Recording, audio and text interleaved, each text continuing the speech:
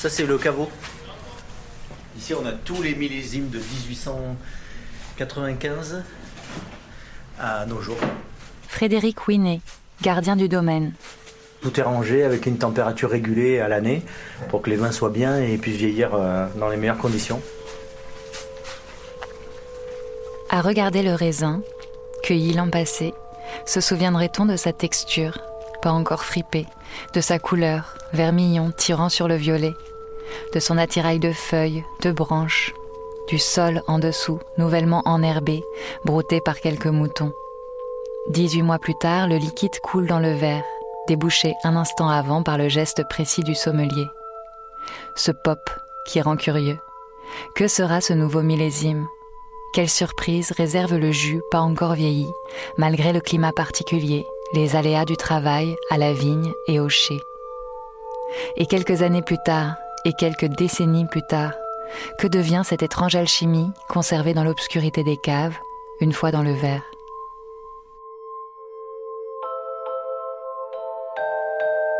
Un autre cheval. Un podcast, Château Cheval Blanc.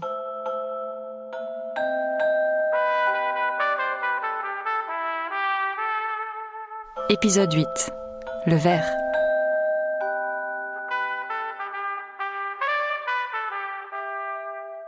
« 80, écoute, c'est bien, parce que 81, moi, c'est ma première vinif. » Pierre Lurton, directeur du domaine Cheval Blanc. Alors là, oui. années 50. Oui. Ouf 59. 59. Quel millésime incroyable, 59 cheval. On dit oui, ça a gelé. Oui, ça a gelé à Bordeaux dernièrement. Mais il y a eu des années de gelée qui ont fait des grands millésimes.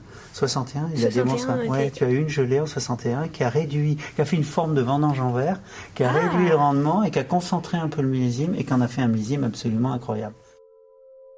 Notre travail de sommelier, c'est d'aller à la rencontre des vignerons, de comprendre leur travail au quotidien, et on le comprend toujours mieux avec les deux pieds dans la terre. Estelle Touzé, chef sommelière. Parce que apprendre le vin à travers les livres, c'est bien, mais on comprend le vin quand on a mis les pieds dans le terroir et quand on a rencontré les hommes qui font le vin.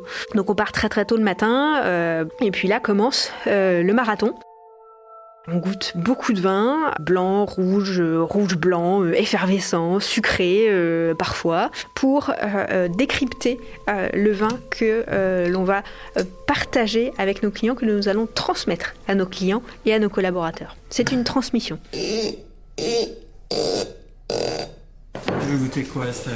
Eh bien, on va remettre le nez. Il faut travailler son champ lexical et pour cela, il faut beaucoup sentir. Les nez ont bien évidemment bougé.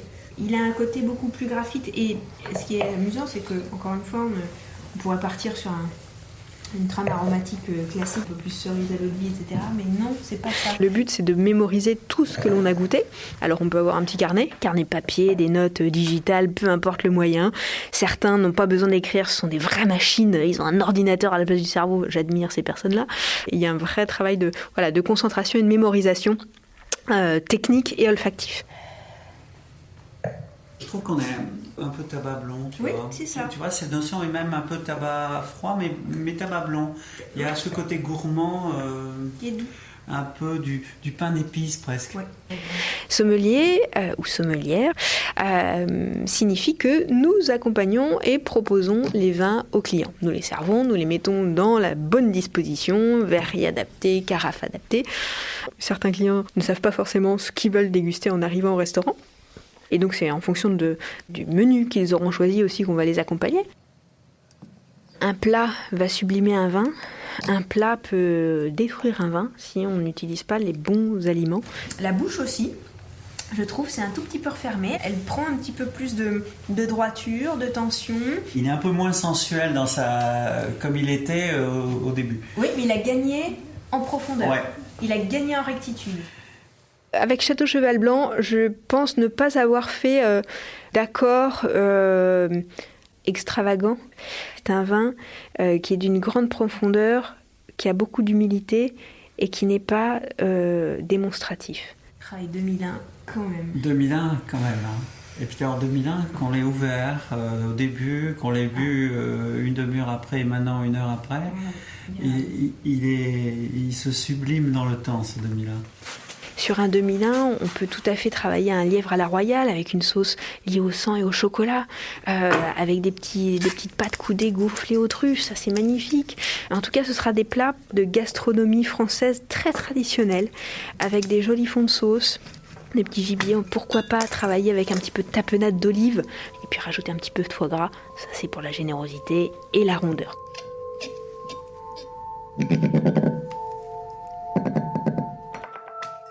Il est temps de sortir le millésime du château. La vente des bouteilles se passe en 2 temps, avec le concours des négociants du Bordelais qui vont vendre à des clients français et internationaux. Sur les 20 derniers millésimes, les prix hors taxes s'échelonnent de 400 à 1 000 euros.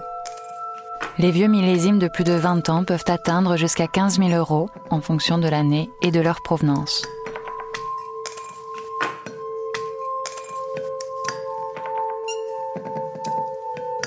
Il y a tout ce qu'on appelle la campagne des primeurs. Donc on goûte les vins sur fût. Les vins ne sont pas encore terminés. Le vin est encore en élevage. Donc on va avoir des vins avec des acidités exacerbées, des prises de bois parfois. Et nous, en tant que sommelier, on sait qu'on va venir goûter à un moment donné, à une étape. Celle-ci nous permet de mettre un curseur sur l'état du millésime. Donc c'est une projection, c'est pour pouvoir se dire ah bah tiens, est-ce que je vais en acheter ou pas, etc., etc. Et puis une fois qu'on a terminé cette vente-là, qui dure 2 jours, 3 jours, on arrête, on continue à se consacrer à leur élaboration, à leur préparation, on les met en bouteille. Arnaud de la Forcade, directeur commercial et financier. On les livre en début N+3, N étant l'année de la vendange. Donc les gens qui les ont achetés en primeur, qui sont des négociants, qui eux les ont aussi revendus en primeur, ils viennent les chercher au château début N+3. Le vin commence à devenir ce qu'on appelle livrable, il est physique, il a une existence réelle, il est bouché, il est terminé, il est étiqueté. Et nous, donc les peut-être 40% de la récolte qu'on a conservée en stock, au fur et à mesure du temps, on va commencer à en recommercialiser. Ce qui se passe, c'est qu'on est sollicité par tout ce petit monde de courtiers, de négociants qui assurent la fluidité de notre demande. C'est un phénomène qu'on a commencé à préparer il y a 20 ans et qui est une réalité commerciale depuis une grosse dizaine d'années. Auparavant, on vendait tout en primeur. La chance de pouvoir déguster des millésimes mûrs, matures ou des vieux millésimes au domaine nous permet alors soit de racheter directement au domaine s'ils ont la disponibilité, soit via des agents qui eux ont des stocks réservés, ont des allocations et de se dire bah tiens, j'ai goûté ce millésime-là au domaine récemment, je vais appeler le négoce ou mon agent pour peut-être lui acheter quelques bouteilles et les proposer dans mon restaurant, faire une mise en avant au verre par exemple en disant tiens, en ce moment il faut le boire. Ce vin est à sa plénitude, on a un plat extraordinaire au restaurant en ce moment, bah c'est le moment de marier les deux. Auparavant, comme les châteaux vendaient tout, ils n'avaient aucun savoir-faire de stockage. Jusqu'à la fin des années 90, les vins étaient sans doute mieux stockés chez des professionnels du stockage, des négociants, des grands importateurs, des stocks anglais enterrés dans des réserves de munitions souterrains, des choses comme ça, que dans les châteaux qui en fait avaient un savoir-faire viticole certain, mais ni un savoir-faire commercial, ni un savoir-faire de conservation des vins pendant 15 ans dans un entrepôt inexistant. Aujourd'hui, tous les grands châteaux se sont équipés, c'est nouveau. Avant 2000, le château dispose de 25, 30, 40 bouteilles par millésime. C'est ridicule, c'est même assez triste. C'est un trésor ultime qu'on n'ouvrira jamais, mais qui est là, qui nous rappelle aussi d'où on vient, ce dont on hérite, ce dont on est responsable pour un temps, et dont on doit se montrer digne. 81, c'était très froid. 82, c'était sublime, pléthorique. 83, un peu oublié parfois.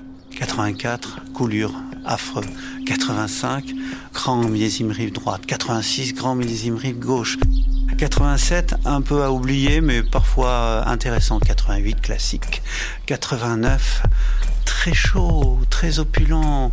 Quand on le goûte, on s'aperçoit qu'il a fait un peu sec. Il y a eu un petit stress hydrique sur le Cabernet Franc qui donne un petit goût végétal qui apparaît dans le premier nez, mais après il est tellement subtil. 90, exotique. 91, plus difficile, parce que 91, il y a gelé et on n'a pas fait de cheval blanc. Puis ainsi de suite, ainsi de suite. On a la chance d'avoir ce Cabernet Franc, ce vieux boucher, qui fait que ce vin, il vieillit. Qu'est-ce que finalement la grandeur d'un grand terroir et d'un grand vin ? C'est son aptitude à vieillir dans le temps. Il y a quelque chose qui se passe dans ces grands terroirs qui fait que le vin voyage tranquillement, élégamment. Et ça, je n'arrive pas tout à fait à définir complètement, mais je le sais, il y a un potentiel induit dans ces grands terroirs qu'on retrouve dans le vieillissement de ces grands vins. Je ne veux pas dire qu'il n'y a que le terroir. Il y a aussi cette compréhension, ce savoir-faire, cette expérience accumulés de millésime en millésime qui font que les hommes décident, dans une certaine improvisation, parce que tous les ans c'est différent, mais décident le meilleur moment pour cueillir leur raisin. C'est ça, la grandeur finalement d'un grand vin, c'est de savoir cueillir son raisin, savoir se balader dans ses vignes et goûter ses grains. Et après, savoir, pendant l'élaboration, la macération, savoir arrêter son extraction au moment où il faut le faire.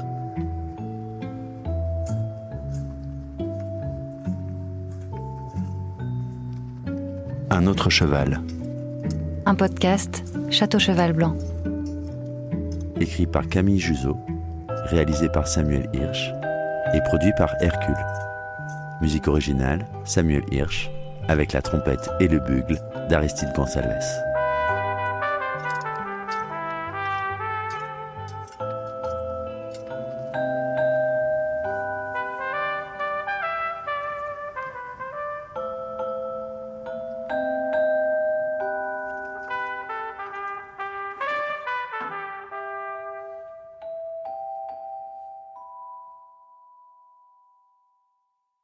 L'abus d'alcool est dangereux pour la santé.